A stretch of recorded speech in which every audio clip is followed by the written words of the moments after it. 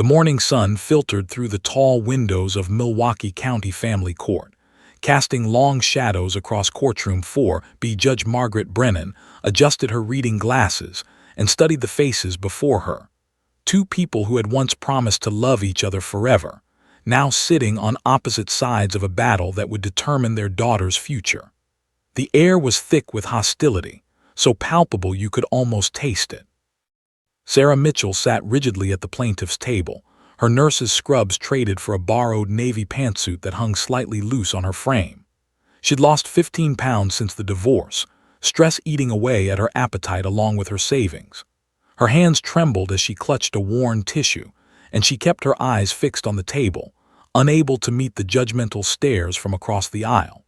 Dark circles shadowed her eyes, evidence of countless sleepless nights spent worrying about this very moment.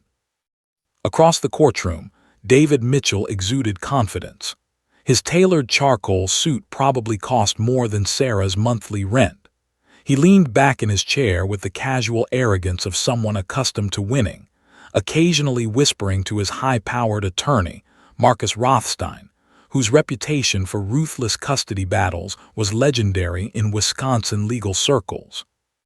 Beside David sat his fiancée, Stephanie Chen, a pharmaceutical sales representative who looked like she'd stepped out of a luxury magazine. Her designer handbag alone could have paid Sarah's grocery bills for 3 months. Judge Brennan had presided over family court for 23 years.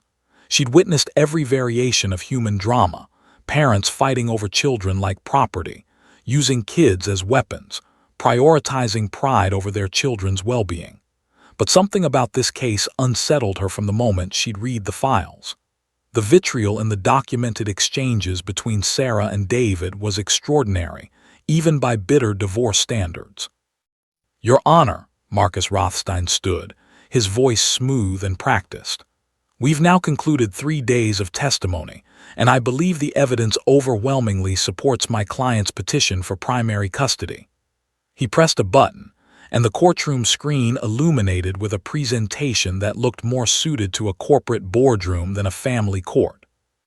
Sarah's attorney, Jennifer Walsh, a overworked public defender handling 12 cases simultaneously, shifted uncomfortably. She was good-hearted and competent, but she was outgunned and everyone knew it. Rothstein clicked through slides with devastating efficiency. "Let's review the facts. Mr. Mitchell owns a 4-bedroom home in the prestigious Maple Grove subdivision. Excellent schools, safe neighborhood, child-friendly amenities." Images of David's suburban palace filled the screen, a sprawling lawn, a professional playground set, a pristine white-fenced yard. He maintains a stable 9-to-5 position as senior sales director at Millerton Pharmaceuticals, earning $180,000 annually. He's engaged to Ms. Chen, providing Emma with a 2-parent household structure. Sarah felt each word like a physical blow. Everything he said was technically true, but it missed the entire truth. "In contrast," Rothstein continued, his tone dripping with practiced sympathy that barely concealed his disdain, "Ms. Mitchell works rotating 12-hour shifts at County General Hospital. Her schedule is unpredictable. She's called in for emergencies. She works nights, weekends, holidays." He paused for effect. "Emma has been left with various babysitters, sometimes on short notice. Is this stability?"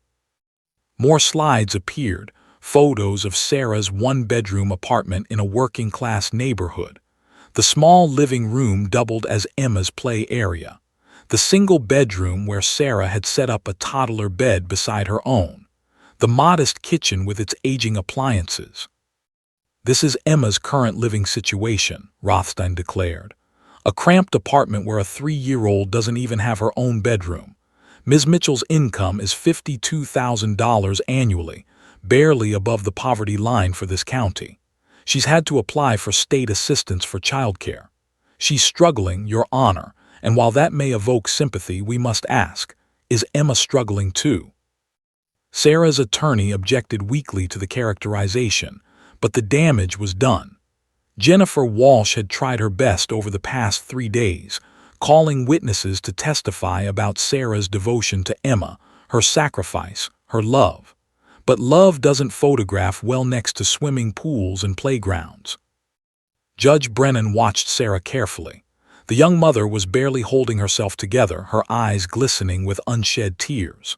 Brennan had developed an instinct over the years, an ability to read people beyond their words. Something about Sarah's desperation felt genuine, maternal, primal. But the law didn't run on instinct. It ran on evidence, expert testimony, and what was deemed in the best interest of the child. "Your Honor," Rothstein continued, "we've heard from Dr. Richard Chen, a respected child psychologist who evaluated both households. His report clearly indicates that children Emma's age require consistency, routine, and resources for optimal development. Mr. Mitchell provides all of these." Stephanie Chen shifted in her seat, offering David an encouraging smile. She'd been painted throughout the trial as the perfect stepmother-in-waiting, patient, educated, financially stable. She'd testified about the bedroom she'd already decorated for Emma, complete with custom furniture and educational toys recommended by developmental specialists. Sarah remembered Stephanie's testimony, each word carefully chosen to present herself as Emma's salvation. But Sarah also remembered Emma coming home from David's house last month, quietly asking, "Why doesn't the new lady laugh like you, Mommy?" The Guardian ad litem's report lay on Judge Brennan's bench, a thick document that would heavily influence her decision. Margaret had read it 3 times. The Guardian, a court-appointed advocate for Emma's interests, had visited both homes, interviewed both parents, observed Emma in both environments. The report was measured and professional, but its implications leaned toward David's favor. Words like enhanced opportunities, financial security, and structured environment appeared repeatedly. Judge Brennan glanced at the clock. It was 10:47 a.m. By day's end, she would likely need to make a ruling that would alter the trajectory of a child's life. The weight of that responsibility never got easier, no matter how many times she'd carried it. In the back of the courtroom, a social worker sat with files about Emma Mitchell, a bright 3-year-old who loved strawberries, insisted on mismatched socks, and could recite Goodnight Moon by heart. To the court, she was a case number. To Sarah and David, she was a prize to be won. But who was she really, and what did she need? As Rothstein concluded his arguments with a flourish, requesting that Judge Brennan rule in favor of his client, Sarah finally looked up. Her eyes met the judge's for just a moment, and in that glance, Margaret Brennan saw something that transcended the legal arguments and expert testimonies. She saw a mother facing the possibility of losing her child, and the terror in that realization was absolutely real. The question that haunted Judge Brennan as she prepared to hear final arguments was simple but profound. Could the best home for a child be measured in square footage and bank accounts? Or was there something else, something intangible but essential, that the evidence had failed to capture? She was about to find out. Sarah Mitchell's hands wouldn't stop shaking. She pressed them flat against the cool wooden table, trying to steady herself, but the tremors persisted, running from her fingertips up through her arms, settling like ice in her chest.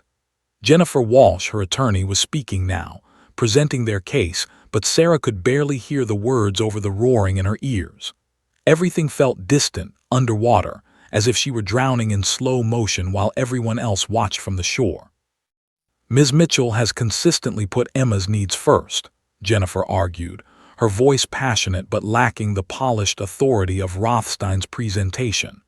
"Yes, she works long hours, but she does so to provide for her daughter. She's a dedicated nurse who saves lives daily, and she's an equally dedicated mother." Sarah wanted to feel encouraged, but she'd seen the judge's face during Rothstein's presentation. She'd watched Judge Brennan's expression remain carefully neutral as David's attorney had methodically dismantled her entire life, transforming her every sacrifice into a liability. Her demanding job wasn't dedication, it was neglect. Her small apartment wasn't cozy, it was inadequate. Her struggle to make ends meet wasn't admirable perseverance, it was evidence of instability.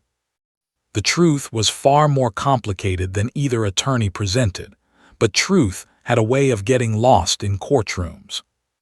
6 months ago, Sarah's life had imploded on a Tuesday. She remembered that day with crystalline clarity, every detail burned into her memory like a brand. She'd just finished a brutal 16-hour shift in the ICU. 3 patients had coded, 2 they'd saved, 1 they'd lost. She'd held a dying woman's hand as she took her last breath, whispering comforting lies about how her family was on the way. Sarah had stumbled home at 4 a.m., emotionally shattered, physically exhausted. David had been waiting in the kitchen, sitting in darkness. No hug, no concern, just divorce papers on the granite countertop and a speech he'd clearly rehearsed. "I've met someone else, someone who's actually present, someone who doesn't come home smelling like a hospital and collapse into bed. Stephanie understands what I need." He'd slid the papers toward her like a business transaction.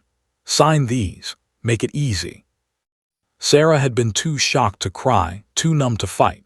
She'd signed in a daze, believing his promises that they'd co-parent fairly, that Emma's needs would come first, that this could be amicable. What a fool she'd been. The moment the divorce was finalized, David had changed tactics. Suddenly, he wanted primary custody. His texts became weapons. "Emma says you're always tired. She deserves better than that cramped apartment.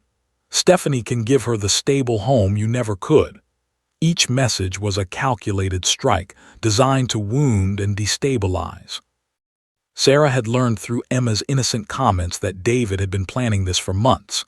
He deliberately introduced Stephanie slowly, carefully, making sure Emma was comfortable.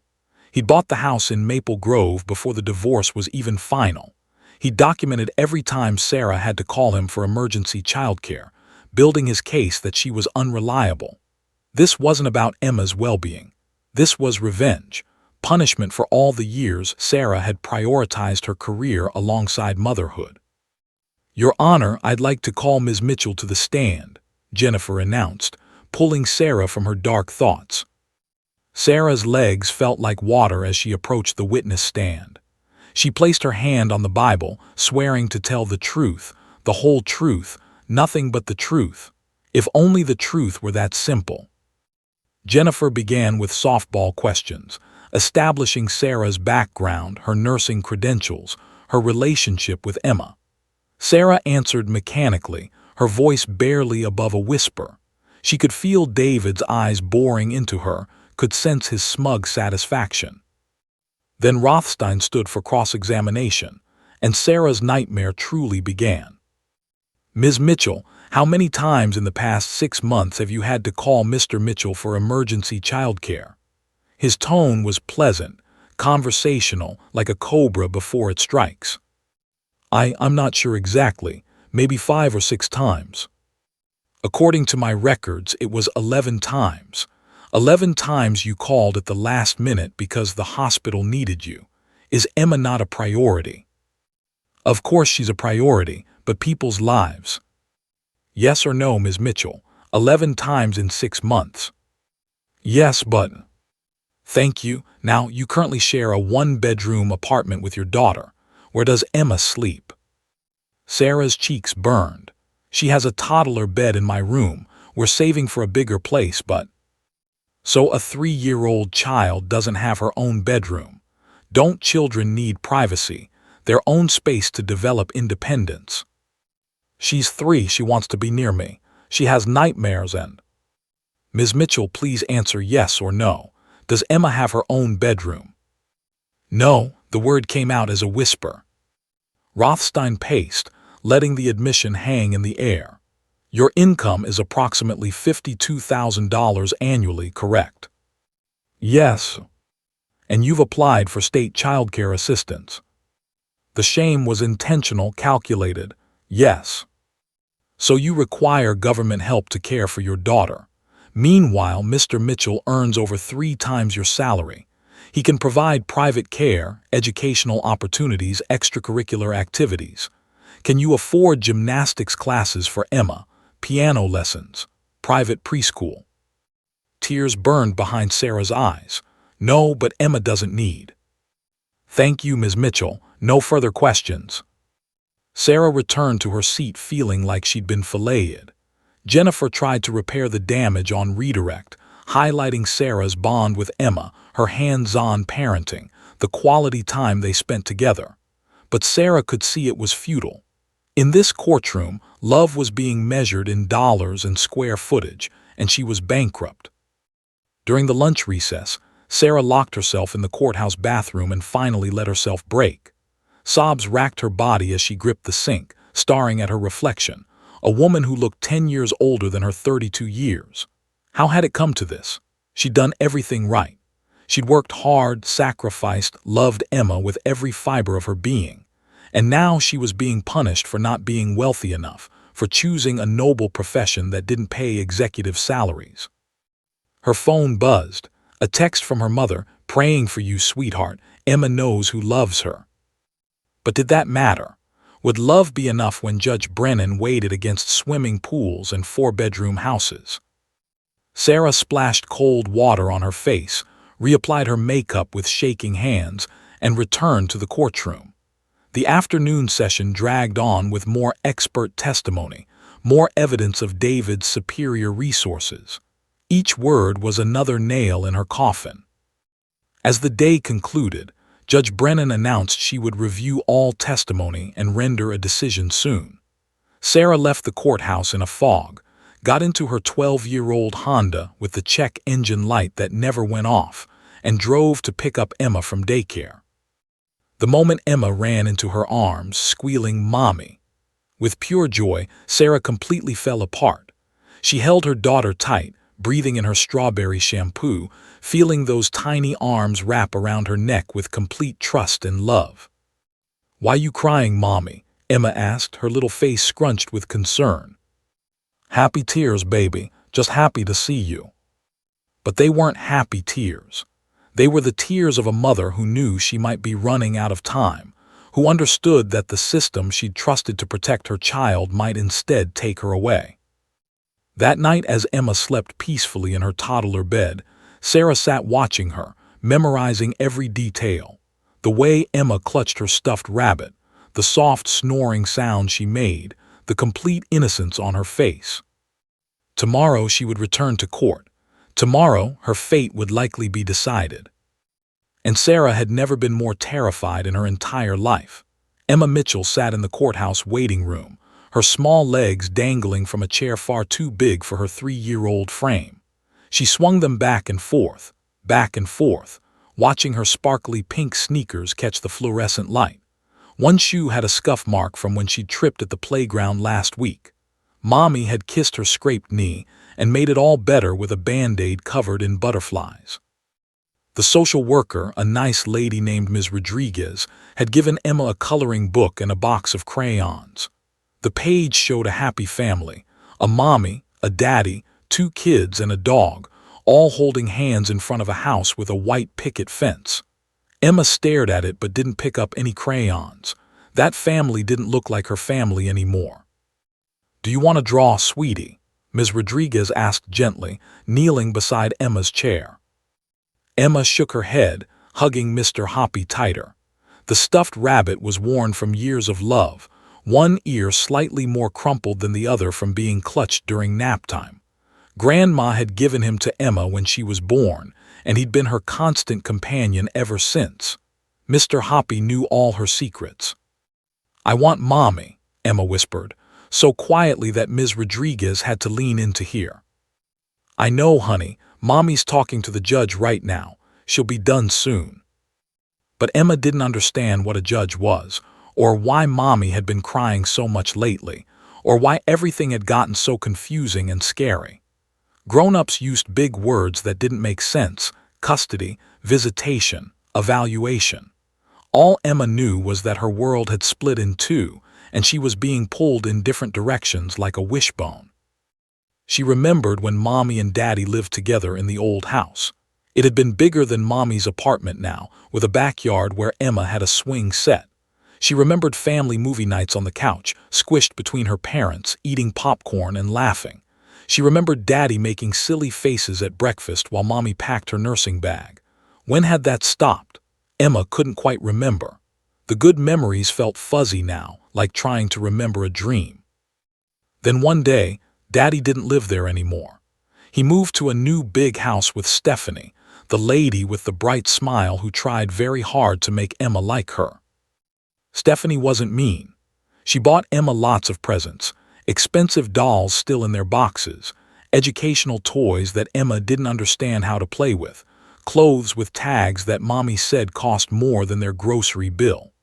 Stephanie's house had a bedroom just for Emma, painted lavender with matching furniture and a canopy bed that looked like something from a princess movie. But it didn't feel like Emma's room. It felt like a room for a different little girl, one who was neater and quieter and didn't cry for her mommy at bedtime. At Daddy's house, there were rules Emma didn't have at home. No eating in the living room.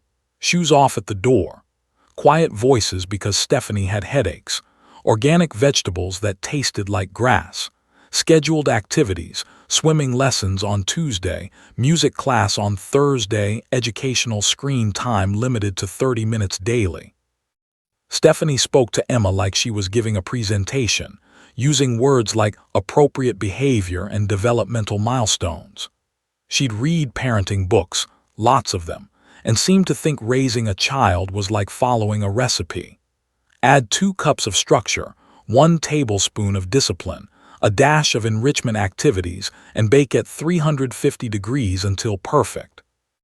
Last weekend at Daddy's house, Emma had spilled juice on the cream-colored carpet. Stephanie's smile had frozen on her face. "Oh, that's okay, accidents happen. But Emma, we need to be more careful with our beverages in carpeted areas, right?" Her voice stayed sweet, but Emma could feel the tension underneath, like when you know someone is upset but they're trying to hide it. Daddy had changed too. He was home more than he used to be. He'd always worked late in the old days, but he seemed distracted, always on his phone or talking to Stephanie in hushed voices. When he played with Emma, it felt planned, like he was checking boxes on a list. Story time, check. Park visit, check. Quality bonding, check. "Emma, do you like it at Daddy's house?" He'd asked her last week, and something about the way he asked made Emma feel like it was a test, like there was a right answer and a wrong answer. "It's nice," she'd said carefully, even though what she really wanted to say was, "I miss how things used to be." At Mommy's small apartment, everything was different. There wasn't much space, and Emma's toddler bed was squished next to Mommy's bigger bed. But at night, when Emma had bad dreams about monsters or got scared of the dark, she could reach out and touch Mommy's hand. Mommy would wake up instantly, no matter how tired she was, and scoop Emma into her arms. "You're safe, baby girl. Mommy's here. Nothing can hurt you." They didn't have a fancy kitchen, but they had breakfast picnics on the living room floor, sitting on their favorite blanket and making up silly songs. They didn't have a big backyard, but they had a small balcony where they grew tomatoes in pots, and Emma got to water them every morning with her special purple watering can. Mommy read to her every single night, even when she came home from the hospital so tired she could barely stand. They'd curl up together and Mommy would do all the voices in Emma's storybooks, the grumpy troll, the silly princess, the wise old owl.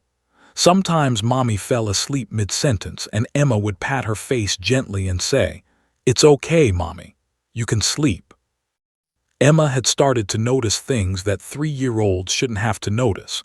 She saw that Mommy's smile didn't reach her eyes anymore. She heard Mommy crying in the bathroom when she thought Emma was asleep. She felt Mommy's hands shaking when she braided Emma's hair in the mornings. Last night, Emma had woken up to use the bathroom and found Mommy sitting at the kitchen table in the dark, her head in her hands. Emma had padded over quietly and climbed into her lap without saying anything. Mommy had wrapped her arms around Emma and held her so tight it almost hurt. "I love you so much," Mommy had whispered into Emma's hair. "You know that, right? No matter what happens, Mommy loves you more than anything in the whole world." "I know, Mommy," Emma had said, even though she didn't understand what "no matter what happens" meant, but it scared her. "Are you sad?" "A little bit, baby." "Why?" Mommy had been quiet for a long time. Sometimes grown-up things are complicated. Emma had snuggled closer. "I can make it better. Want butterfly kisses." They'd press their faces together, fluttering their eyelashes against each other's cheeks, their special thing, their magic that could fix skinned knees and bad days and hurt feelings. Mommy had laughed through her tears, and for a moment, things felt okay again. But now, sitting in this cold waiting room with its two bright lights and plastic chairs, Emma felt a heaviness in her chest that she didn't have words for.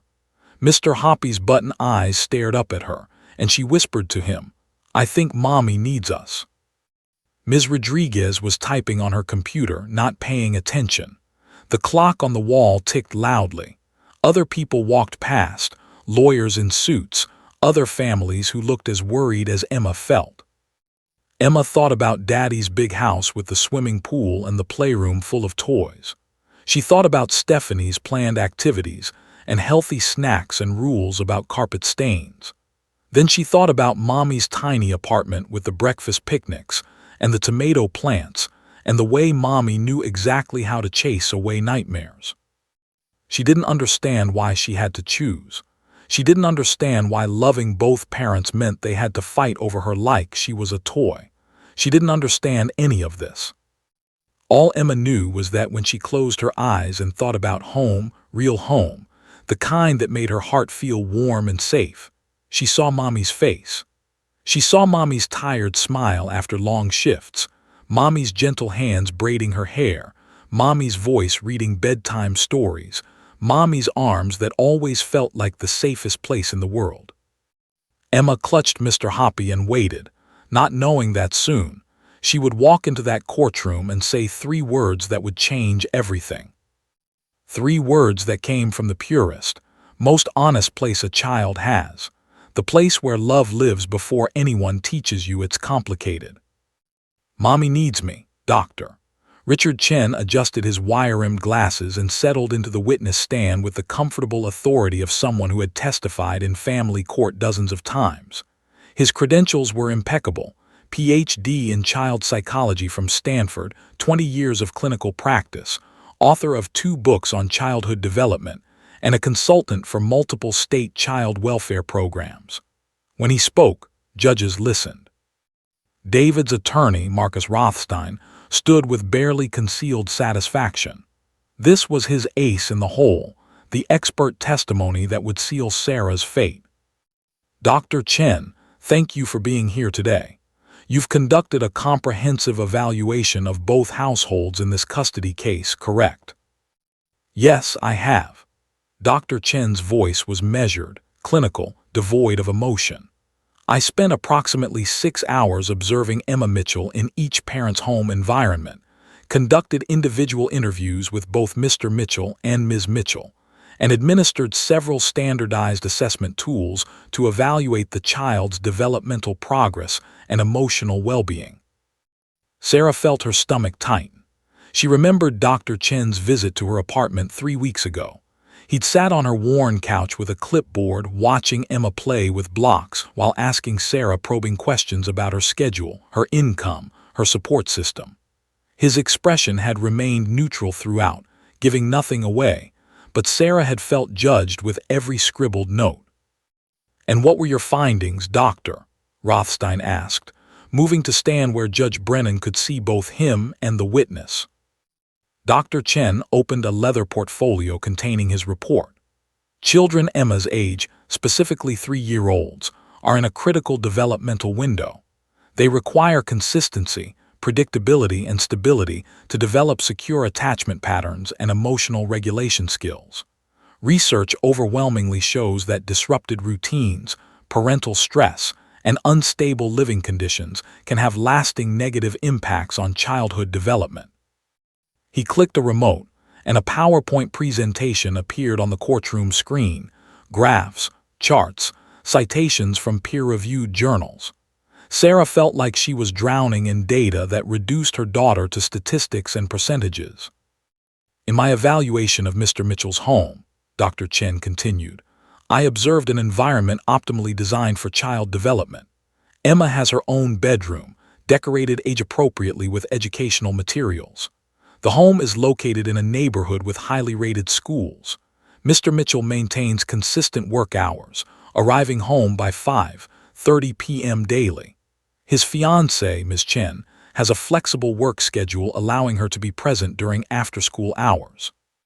They've already enrolled Emma in a Montessori preschool program that begins next fall. Each word felt like a hammer blow to Sarah's chest. Jennifer Walsh scribbled notes furiously, but Sarah could see the defeat in her attorney's hunched shoulders.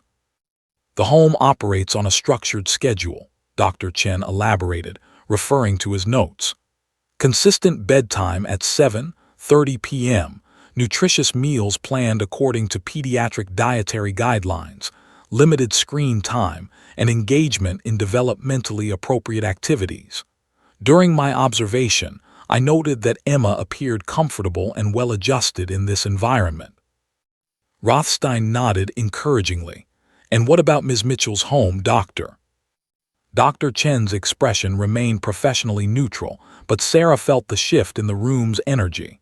This was the kill shot. Ms. Mitchell's living situation presents several concerns from a developmental psychology standpoint. The apartment is significantly smaller, approximately 650 square feet according to the lease information. Emma does not have her own bedroom, which at age 3 begins to impact a child's ability to develop independence and personal boundaries. Sarah wanted to scream that Emma didn't want her own bedroom, that her daughter climbed into bed with her every night seeking comfort and closeness, that the lack of walls between them meant Sarah could hear Emma's first whimper from a bad dream and respond instantly. But this wasn't about what Emma wanted. It was about what experts said children should want. Additionally, Dr. Chen continued, flipping through his documentation, Ms. Mitchell's work schedule is highly variable. She works rotating 12-hour shifts, including nights, weekends, and holidays. During my interview, she acknowledged being called in for emergency coverage at least monthly.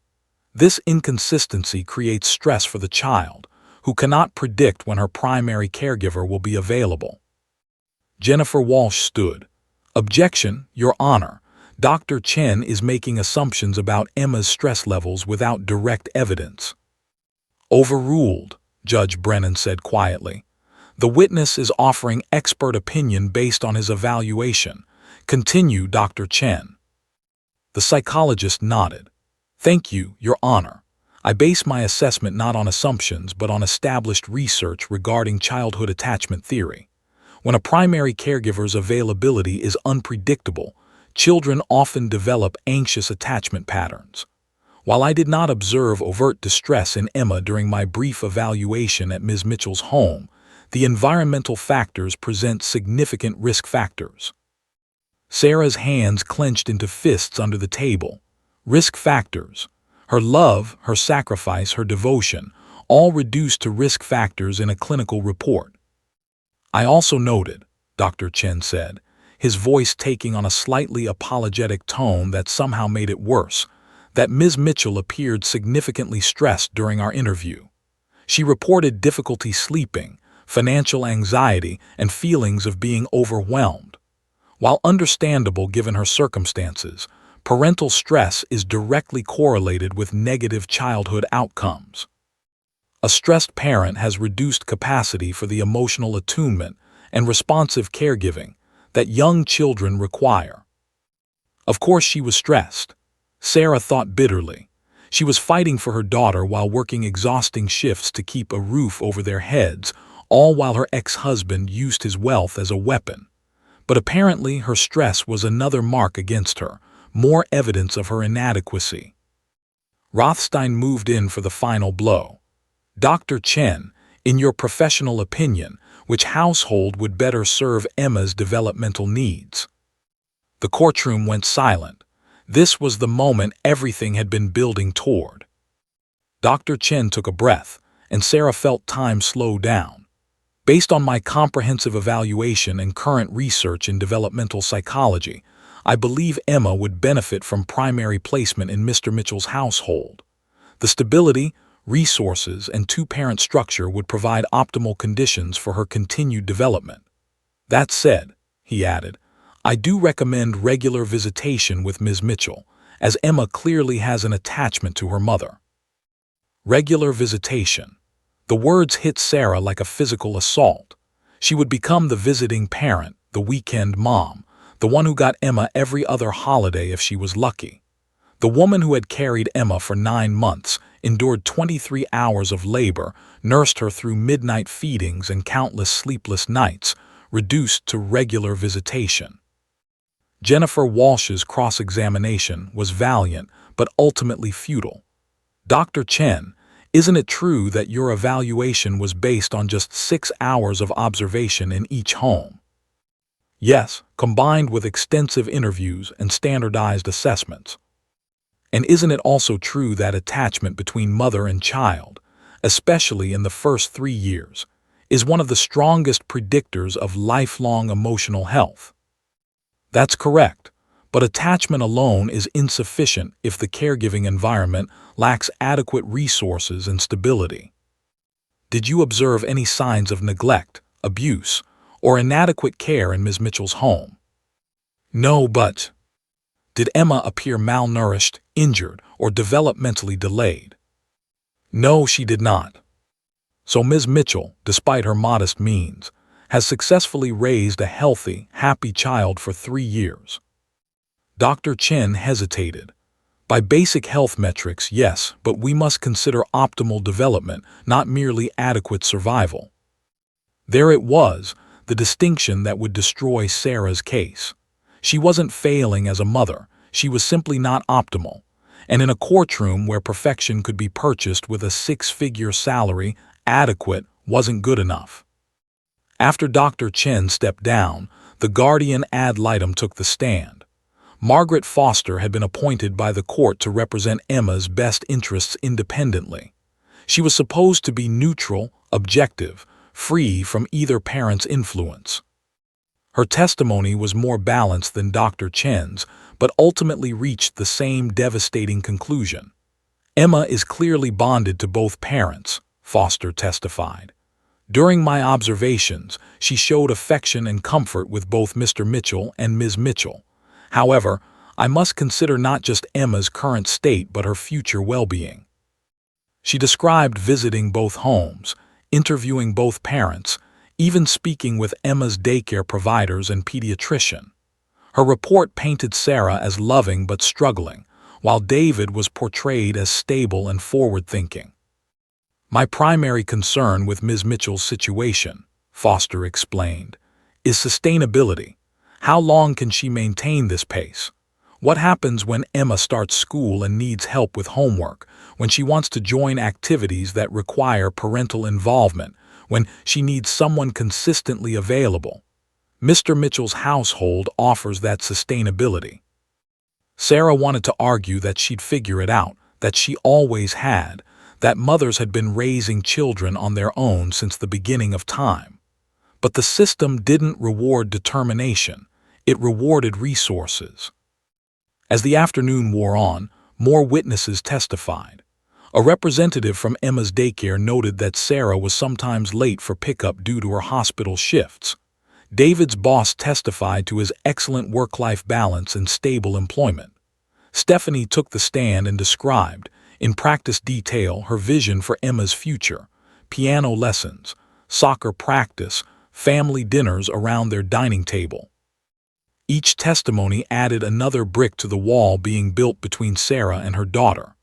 By the time Judge Brennan called for a brief recess, Sarah felt buried alive under the weight of evidence, expert opinions, and clinical assessments that all pointed to one conclusion: she wasn't enough. In the bathroom during the break, Sarah stared at her reflection and barely recognized the woman looking back. When had she become this hollow version of herself? She didn't know that in a waiting room down the hall, Emma sat clutching Mr. Hoppy, her small heart somehow understanding what all the experts had missed: that love couldn't be measured in square footage, that home wasn't about the size of the bedroom, and that sometimes the person who needs you most is the one worth fighting for. The testimony had been devastating, but the truth was still waiting to speak.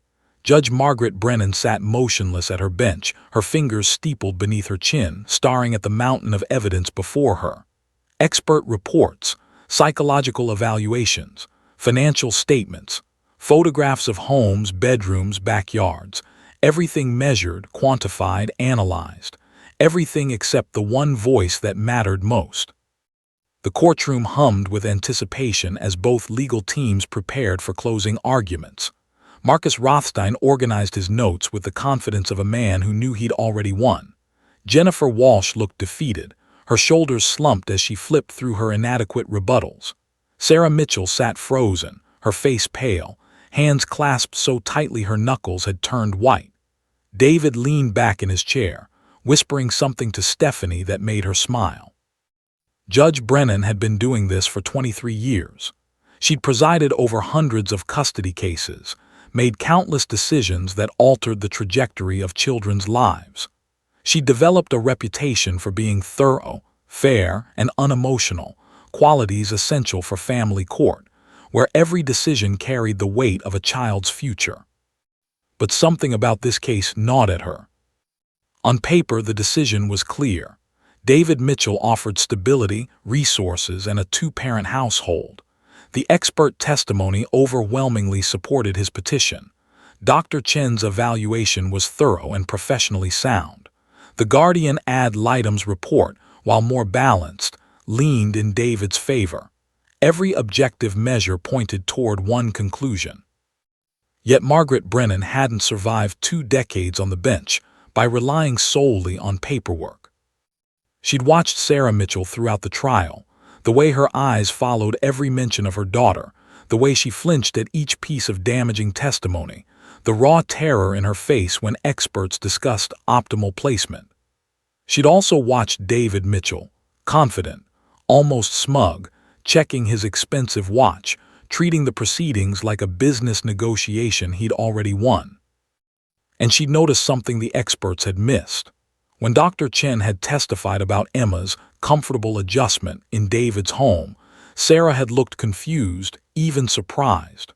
When the guardian ad litem mentioned Emma's secure attachment to both parents, Sarah had nodded, but David had barely reacted, as if this was expected information rather than something deeply felt. Judge Brennan had learned to read the spaces between words, the truths that existed beyond evidence and testimony. And right now, every instinct she'd honed over 2 decades was screaming that something essential was missing from this case. She made a decision that would shock everyone in the courtroom. "Before we proceed to closing arguments," Judge Brennan announced, her voice cutting through the room's murmur, "I'm requesting that Emma Mitchell be brought into my chambers for a brief conversation." The reaction was immediate and explosive. Marcus Rothstein shot to his feet. "Your Honor, with all due respect, that is highly irregular. The child is 3 years old. She cannot provide reliable testimony. This is precisely why we have expert evaluations and guardian ad litem reports." "I'm not requesting testimony, Mr. Rothstein. I want to observe the child myself." "Your Honor," Rothstein pressed, his polished demeanor cracking slightly, "this sets a dangerous precedent. We've spent 3 days establishing a clear evidentiary record through proper channels. Bringing in a confused toddler at the 11th hour undermines the entire process." Jennifer Walsh stood, hope flickering across her exhausted features. "Your Honor, I have no objection to this request." "Of course you don't," Rothstein snapped. "You're grasping at straws because you know you've lost on the merits." Judge Brennan's gaze hardened. "Mr. Rothstein, I've allowed you considerable latitude in this proceeding. I suggest you extend me the same courtesy. This is my courtroom, and I will make decisions I deem necessary to ensure justice. Emma Mitchell's life is the one we're deciding here. I think she deserves to be seen, not just discussed." David leaned forward, whispering urgently to his attorney. Rothstein held up a hand for patience, then turned back to the bench. "Your Honor, if you insist on this course of action, I must formally object for the record. The child is too young to understand the gravity of these proceedings and could be easily influenced or confused. This is not proper legal procedure." Objection noted and overruled. Bailiff, Please ask Ms. Rodriguez to bring Emma to the courtroom." The 15 minutes that followed felt eternal. Sarah's heart hammered so hard she thought it might burst through her chest. What would Emma say? Would she be frightened by the imposing courtroom? Would the judge's questions confuse her?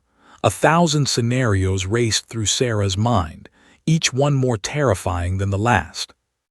When the door finally opened, every head in the courtroom turned. Emma Mitchell entered, holding Ms. Rodriguez's hand with one of her own while the other clutched Mr. Hoppy to her chest.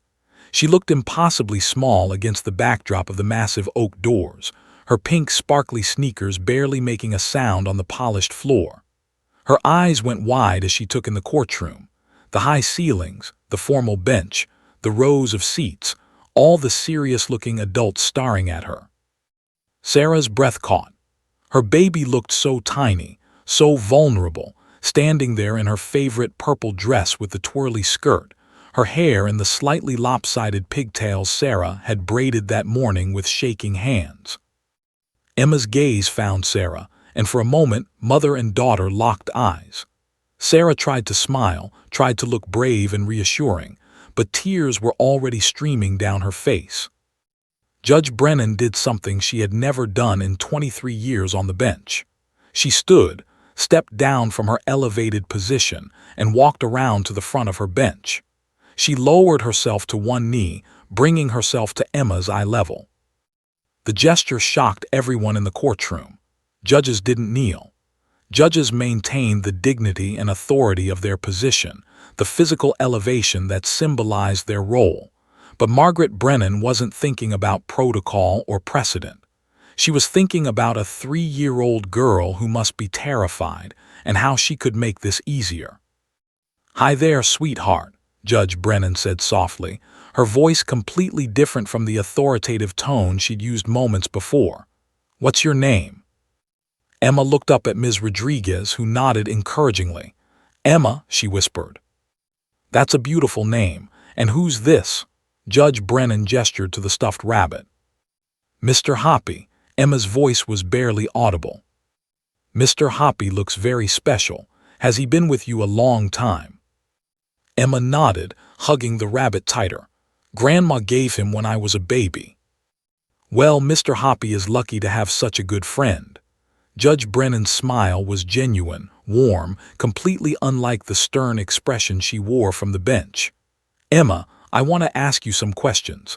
There are no wrong answers, okay? I just want to know about you." Another tiny nod. "What's your favorite thing to do? What makes you happy?" Emma thought about this seriously. "I like to color and read books and water the tomatoes." "Tomatoes? Do you have a garden?" "On Mommy's balcony. I have a purple watering can." Judge Brennan noticed how Emma's face lit up when she mentioned her mother. "That sounds wonderful. What's your favorite book?" "Goodnight Moon. Mommy reads it every night and does all the voices." "She does the voices? That's special." Judge Brennan paused, then asked gently, "Emma, when you're sad or scared, who makes you feel better?" The courtroom held its collective breath. Emma didn't hesitate. Her answer came immediately, with the absolute certainty that only children possess before the world teaches them to doubt. "My mommy. She gives magic butterfly kisses and makes everything better." "Butterfly kisses?" Judge Brennan asked softly.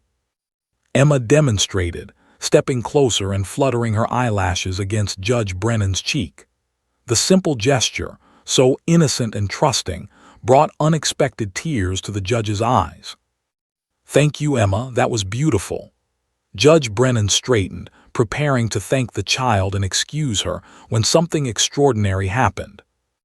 Emma's eyes drifted past the judge to the courtroom beyond, searching until they found Sarah. And what Judge Brennan saw in that moment would change everything. A look of pure recognition, of desperate need, of a connection so profound it transcended words. What came next would stop time itself. Judge Margaret Brennan smiled at Emma, ready to thank her and send her back to the waiting room with Ms. Rodriguez. The brief conversation had been enlightening. She'd observed Emma's attachment to her mother, the simple joys that filled the child's life, the butterfly kisses that spoke of intimate bonding. But ultimately, what could a 3-year-old really tell her that the experts hadn't already analyzed and documented? "Thank you so much for talking with me, Emma. You've been very brave. Ms. Rodriguez will." But Emma wasn't listening anymore. The little girl's entire body had gone rigid, her eyes locked on something across the courtroom with an intensity that stopped Judge Brennan mid-sentence. Following Emma's gaze, the judge saw Sarah Mitchell sitting at the plaintiff's table, and what she witnessed in that moment was something no expert report could have captured. Sarah was crying, not the quiet, dignified tears she'd shed throughout the trial, but the raw, uncontrollable sobbing of a mother watching her child and knowing she might be seeing the beginning of the end. Her face was buried in her hands, her shoulders shaking with the force of her grief. She was trying desperately to hold it together, to not break down completely in front of her daughter, but she was failing. The dam had finally burst. Emma's little face crumpled with concern.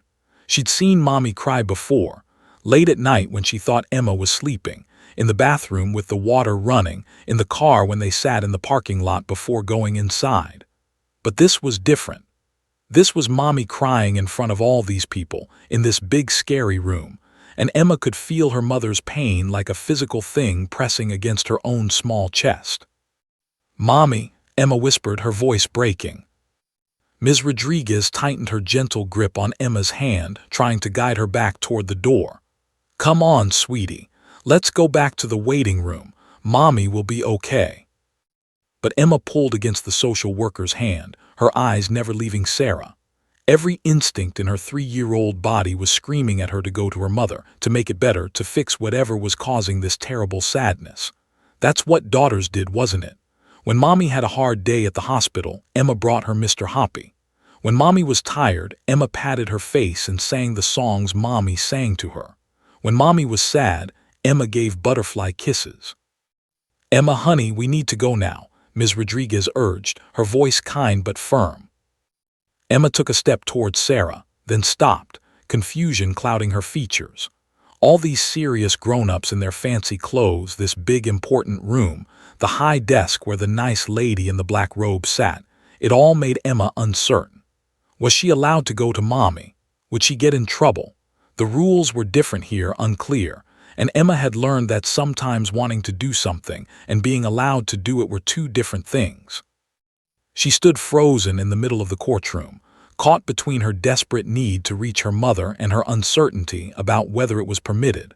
Her little hands clutched Mr. Hoppy so tightly that his worn fabric began to stretch. Tears welled up in her own eyes, spilling down her round cheeks. The courtroom had gone completely silent. Even Marcus Rothstein, who'd been shuffling papers impatiently, had stopped moving. Every person in that room was watching this tiny child, feeling the weight of the moment without fully understanding why it felt so significant. Judge Brennan stood motionless, transfixed by what she was witnessing. She'd seen children in courtrooms before, confused, scared, caught in the crossfire of adult conflicts.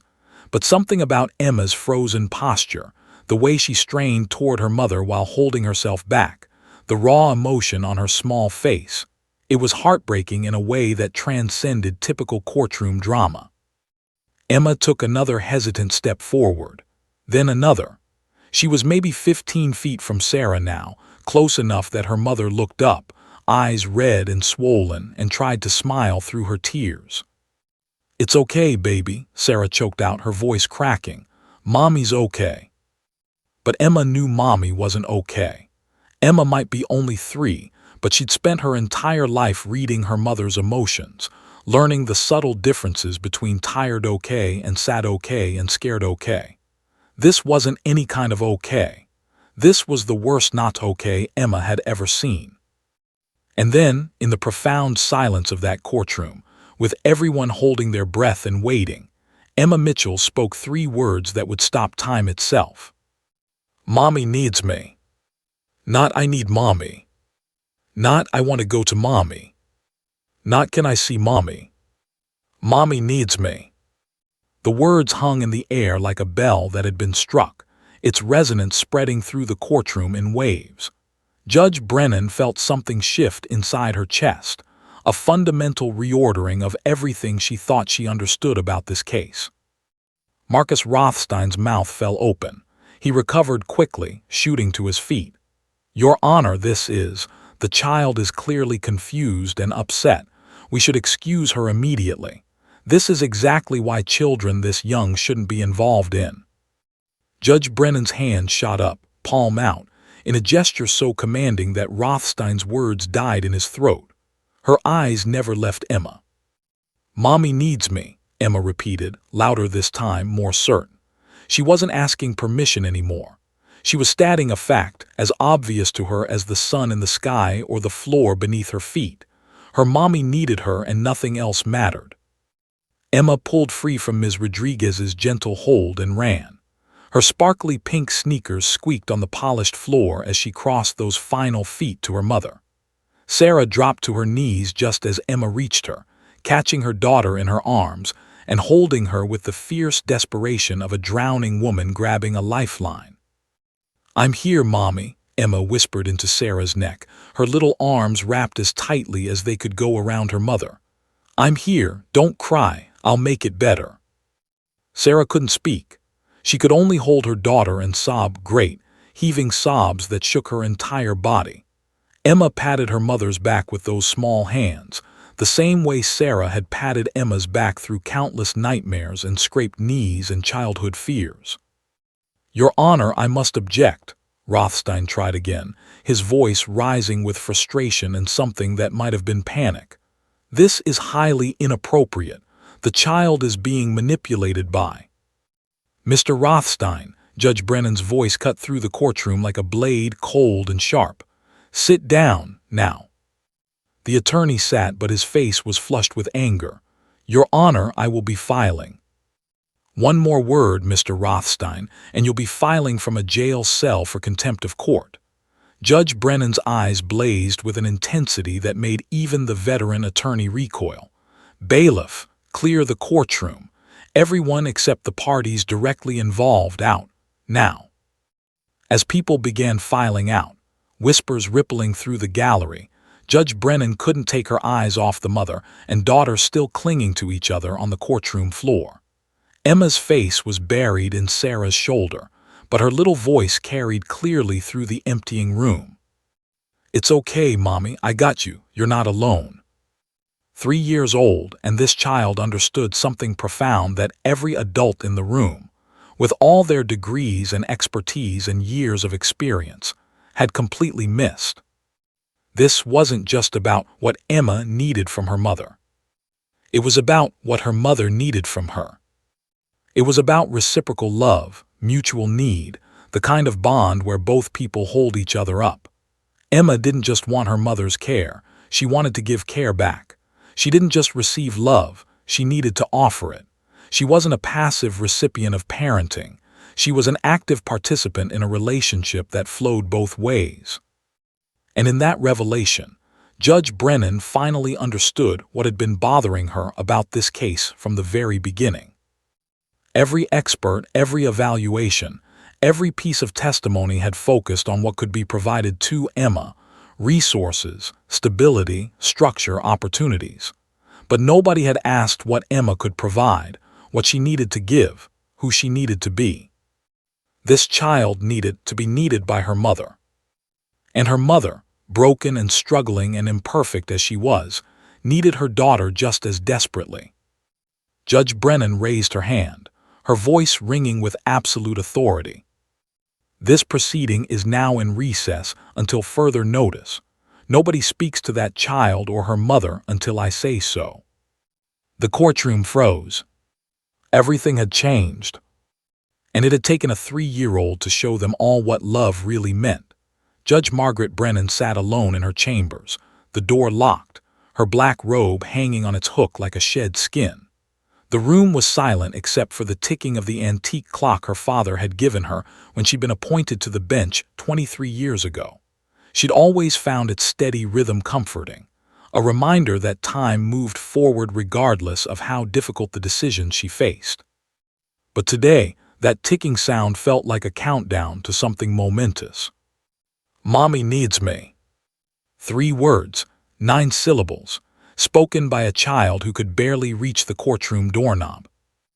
Yet they had detonated like a bomb in Judge Brennan's carefully ordered understanding of family law, blowing apart everything she thought she knew about this case, and perhaps about custody cases in general.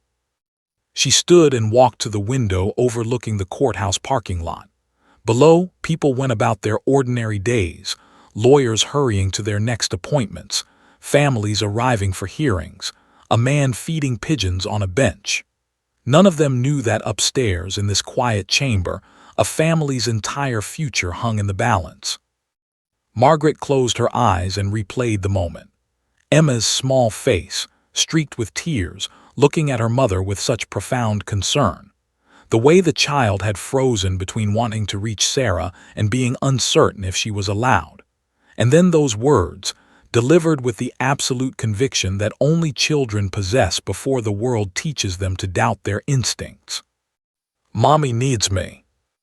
Not "I need mommy," though that would have been natural, expected, even emotionally manipulative according to Rothstein's immediate objection. No, Emma had reversed it entirely. In that moment of crisis, watching her mother break down, that 3-year-old's first thought hadn't been about her own needs. It had been about her mother's. Judge Brennan moved to her desk and picked up Dr. Chen's psychological evaluation, 37 pages of clinical analysis, research citations, developmental charts, and professional conclusions. She'd read it 3 times, impressed by its thoroughness and expertise. Dr. Chen had evaluated sleeping arrangements, dietary habits, educational resources, parental stress levels, neighborhood safety ratings, school district rankings. He'd measured everything measurable. Everything except this. She flipped through the Guardian ad litem's report. More observations about stability and resources, discussions of optimal environments and developmental advantages. Emma's emotional bond with her mother was mentioned, certainly, but always in the context of what Sarah provided to Emma: care, attention, affection. Nobody had asked what Emma provided to Sarah. Nobody had considered that a child might need to be needed. Margaret sat heavily in her leather chair, the weight of revelation pressing down on her shoulders. In 23 years on the family court bench, she'd heard countless experts testify about attachment theory, developmental psychology, childhood needs. The focus was always the same. What does this child require for optimal development? What can each parent provide? The questions were always unidirectional. Parent gives, child receives. As if children were empty vessels to be filled with resources, structure, and stability until they reached adulthood. But Emma had revealed a truth that transcended all the expert testimony. Love isn't transactional or one-directional. Even at 3 years old, children don't just receive love, they give it. They don't just need care, they need to care. They aren't passive recipients of parenting. They're active participants in relationships that flow both ways. Margaret thought about her own childhood. Her mother had died when Margaret was 7, leaving her father to raise 3 daughters alone. He'd been a postal worker, not wealthy, not particularly educated, working long hours to keep food on the table. By every metric the court now used to evaluate custody, he would have been deemed inadequate compared to their well-off aunt who'd offered to take the girls. But Margaret remembered something her father had said when social services had suggested that arrangement. "My girls don't just need me, I need them. They're the reason I get up every morning, the reason I keep going. Without them, I'm just a man going through motions. With them, I'm a father. I'm whole." At 7, Margaret hadn't fully understood, but she'd felt it. The way her father's face lit up when they came home from school, the way he asked about their days like nothing was more important, the way he held them when he cried about missing their mother. They weren't just being cared for. They were caring for him too in their small ways, making him cards, telling him jokes, being present in his life. And somehow in that reciprocal need, they'd all survived and eventually thrived. Emma's words had unlocked something Margaret had buried under decades of legal precedent and professional objectivity. She'd been so focused on measuring what parents could provide that she'd forgotten to consider what children needed to give. Sarah Mitchell was struggling, financially, emotionally, physically. The evidence was overwhelming, but Emma didn't just need a mother who had everything together. She needed a mother who needed her back, who made her feel essential, who created a space where Emma's love and care mattered. In David's pristine home with its structure and resources, Emma would be cared for. But would she be needed? Would Stephanie, with her parenting books and scheduled activities, create space for Emma's reciprocal love? Or would Emma become a project to be optimized, a child whose job was to receive rather than to give? Margaret picked up her pen and pulled out a legal pad. She began writing, not a formal ruling yet, but notes to organize her thoughts. A child's well-being isn't just about what they receive. It's about who they get to be. Emma doesn't just want to be loved. She wants to love back. She doesn't just need care. She needs to care. Mommy Needs Me reveals a child who feels essential, valued, important to her mother's well-being. This is reciprocal attachment, not dependence but interdependence. Can we measure the value of being needed? The experts had focused on stability, but they'd missed something crucial. Emma was stable in her mother's love precisely because she was needed there. She wasn't an accessory to Sarah's life. She was central to it. Sarah's world revolved around Emma, and Emma knew it, felt it, thrived in it. Judge Brennan thought about David's household. Would Emma be central there, or would she be accommodated? There was a difference, a profound one. Children who were accommodated were cared for, certainly. But children who were central, who were needed, who felt their presence mattered fundamentally to their parents' happiness, those children developed something different: purpose, value, a deep sense of mattering. Emma had stood in that courtroom and demonstrated emotional intelligence that exceeded every adult present.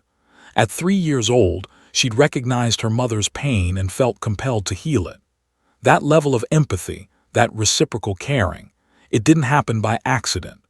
It happened because Sarah had created a relationship where Emma's love was as important as Sarah's love. Margaret stood and paced, her mind racing.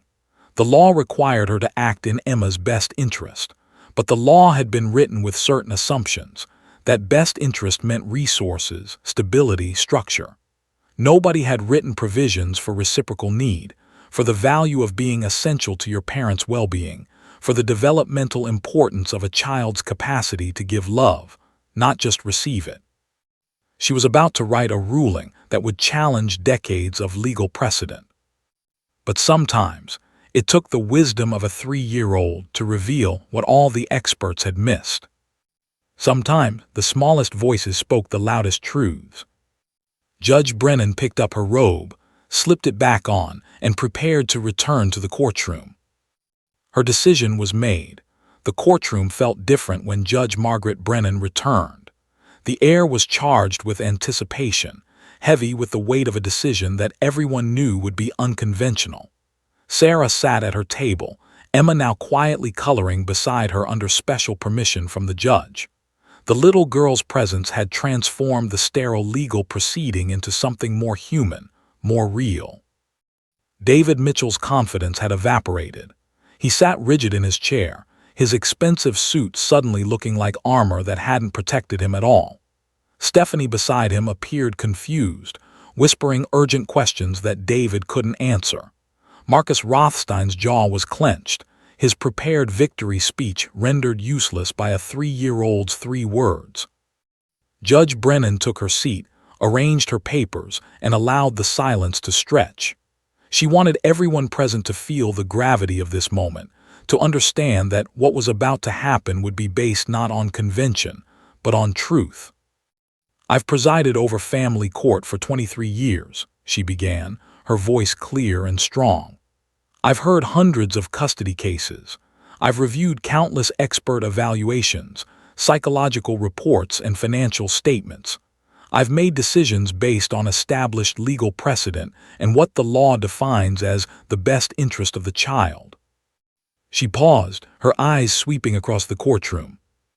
"Today, a 3-year-old child taught me something that all my years of experience and all the expert testimony in the world had failed to illuminate." Rothstein shifted uncomfortably. Sarah's hands gripped the table's edge, barely breathing. "Mr. Rothstein, your case was compelling. Dr. Chen's evaluation was thorough and professional. The evidence clearly demonstrates that Mr. Mitchell can provide superior financial resources, a larger home, and what conventional wisdom would call a more stable environment." Sarah felt her heart plummet. This was it, the words before the devastating blow. "However," Judge Brennan continued, her voice taking on a different quality, stronger, more certain, "this court has been asking the wrong questions. We've focused entirely on what can be provided to this child: resources, structure, opportunities. We've measured bedrooms and bank accounts, schedules and school districts. We've evaluated everything except what matters most."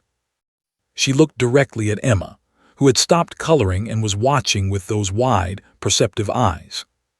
When Emma said, "Mommy needs me," she revealed something profound that every expert in this case overlooked. This child doesn't just need to be cared for, she needs to care. She doesn't just want to receive love, she needs to give it. She doesn't just require a parent who provides, she requires a parent who needs her back. The courtroom was absolutely silent. Even the court reporter's fingers had stilled on the keys. "The evidence shows that Ms. Mitchell struggles financially. Her apartment is small. Her work schedule is demanding. These facts are not in dispute." Judge Brennan's voice grew stronger. "But the evidence also shows something else, something that can't be measured in square footage or salary figures. Emma feels essential to her mother's well-being. She feels needed, valued, central to her mother's world. This reciprocal bond, where both mother and daughter need each other, is not a weakness. It is a profound strength." Sarah's hand flew to her mouth, tears streaming down her face. Dr. Chen testified about optimal development environments, citing studies and research about stability and resources. But he missed the most important developmental factor of all: a child's need to matter, to be essential, to give love rather than just receive it. Emma's emotional intelligence, her ability to recognize her mother's pain and feel compelled to heal it, didn't develop in a vacuum. It developed because Ms. Mitchell has created a relationship where Emma's love is as important as the love she receives. Judge Brennan picked up her written ruling, but she didn't need to read from it. These words came from somewhere deeper than legal precedent. "Therefore, it is the ruling of this court that primary custody of Emma Mitchell is awarded to her mother, Sarah Mitchell." The courtroom erupted. David shot to his feet, his face crimson. "This is outrageous. You're letting emotion override facts. I'll appeal this immediately." Stephanie grabbed his arm, her perfect composure cracking. Rothstein was already gathering papers, his face a mask of barely controlled fury. Judge Brennan's gavel cracked like thunder.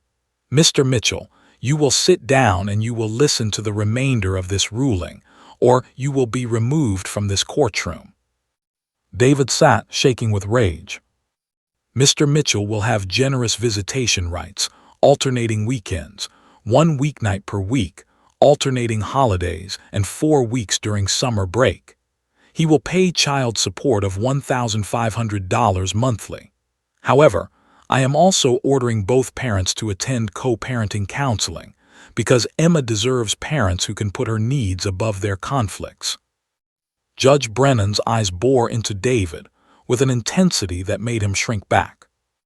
"Mr. Mitchell, I don't question that you love your daughter, but love isn't about winning or ownership or providing the biggest house. It's about creating space for a child to be themselves, to give as well as receive, to matter profoundly. If you truly love Emma, you'll use this opportunity to build a genuine relationship with her, not based on resources or competition, but on authentic connection."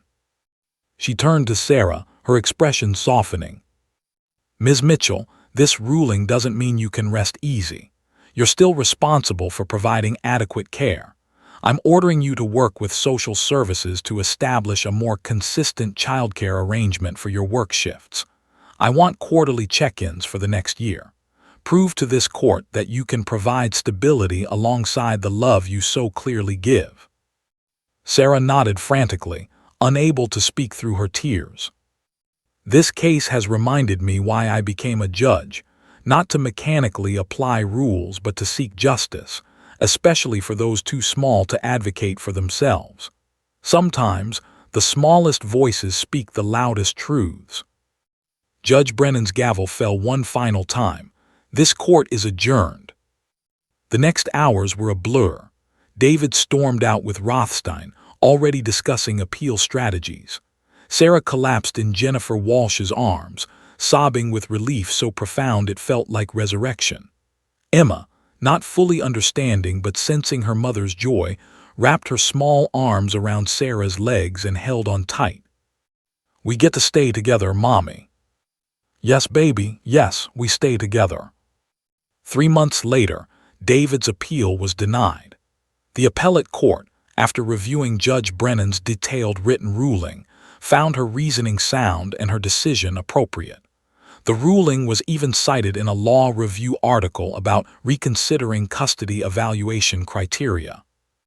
But something unexpected happened in those months. Humbled by the loss and forced into co-parenting counseling, David began to change. The competition fell away. He stopped trying to buy Emma's affection and started actually listening to her. He learned to braid hair from YouTube videos. He discovered that Emma loved strawberries more than expensive organic snacks. He started asking about her day instead of planning every minute of their time together. Slowly, genuinely, David became a better father. Sarah got promoted at the hospital, finally able to move to a 2-bedroom apartment where Emma had her own room, though most mornings, Sarah still woke to find her daughter had climbed into bed with her during the night. They planted tomatoes on the new balcony. They still had breakfast picnics on the floor. But now, things were a little easier, a little more stable. And Emma thrived, not because she had more resources or a bigger bedroom, but because she felt needed, essential, deeply loved in a way that allowed her to love back with her whole heart. In her chambers, Judge Margaret Brennan kept a photograph she'd asked the court photographer to take that day, Sarah and Emma, foreheads pressed together, both smiling through tears, holding each other like lifelines. Below it, a small brass plaque she'd commissioned. "Mommy needs me." 3 words that had changed everything. On difficult days, when Judge Brennan faced impossible decisions and heartbreaking cases, she would look at that photo and remember what she'd learned from a 3-year-old girl. That love flows both ways, that children need to give as much as receive, that being needed is as important as needing. The smallest voice had spoken the loudest truth. And justice for once had listened.